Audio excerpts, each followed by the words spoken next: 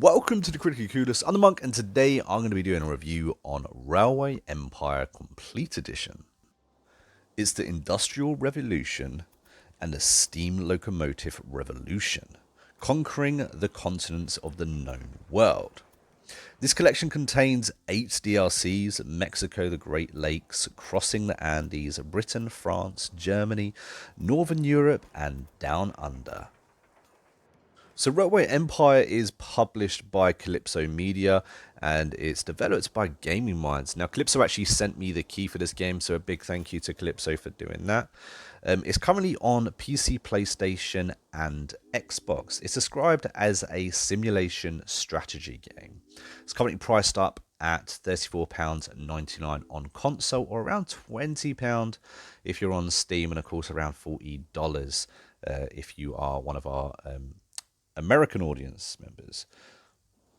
I'm actually going to put a link into Greenman Gaming down below in the description. You can actually get this a little bit cheaper there. Any purchase made, of course, does help the channel out with a few pennies, so consider that. So this game, I haven't played I guess I've played games like this before, but I've definitely never played a a train game before. And to be honest with you, I was actually blown away by just how in-depth this game actually was. Now, there wasn't much to go through in options, but this game has a massive amount of detail put into this game. So the first area that I explored was America, and it's got like all of the, certain segments of America that you can work with. You can pretty much see every single state and every single famous city that we know of today. You can actually go through a 100-year history of this game as well. It is historically accurate, and some of the things that the narrator says, as this does seem to be almost a fully voiced game, whenever you come up with something to talk, some kind of dialogue, it is actually, there is a narrator that tells you what he wants you to do and history behind certain things. And some of the things that I found out playing this game, I found really, really interesting. Just like how much land the actual railway company got just for putting down track, which I was quite surprised about. Like I said, if you want a history lesson, this game may be a game for you too. I also like the idea of, once you get actually into the game, that there are different railway companies. So you're not the only railway company. You have to compete against other people as well. To try and connect stuff faster or better, be a more well-oiled machine, if you will. And I quite like that. I thought it added a certain element of depth to it. I'm sure that actually really did exist as well. There isn't just one rail company that for everyone, for instance. So I quite like that. They do actually use real engines as well. So the historically accurate engines from every time period that you have a chance to play. And like I said, you do actually get 100 years, or it's a history between 100 years, and you can pick segments, and within those segments you can choose your different locomotives, and also you get something of like a research line as well. So as you can connect cities and stuff like that, you earn points. As you play the game, you earn more points. You can spend these points on different research points for your trains, so you can start off with just the most basic of locomotives, and of course eventually level it up and warp it into some of the big massive steam trains that you may be thinking of when you think of a steam train. This game does actually look really, really nice. It is a huge, absolutely gigantic maps that you get a chance to actually work with, in whatever you're doing, whether you're doing a campaign, whether you're doing a scenario, whether you're just doing Sandbox. That every map that I've played on does seem to be absolutely massive, and you really have to think about where you plan your track as well. So when you connect, for instance, station to station, if you're putting a track straight through a mountain, well, you've actually got to dig through that mountain. You've got to make sure you can put a tunnel through there. Or again, if you're going over a lake, you've got to build a bridge. So of course that affects the cost of your rail line. I found that an interesting thing. So it helps you kind of take note of where you're putting down track and stuff like that. So I really felt like this was a really very well thought out game. and it was definitely engaging. I definitely enjoyed it.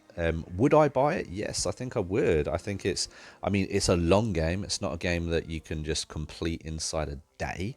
It's a very, very big game. But I really, really did enjoy my time in playing this game. And also to top it off, I didn't experience a single crash. There was no lagging. The load times were quite good.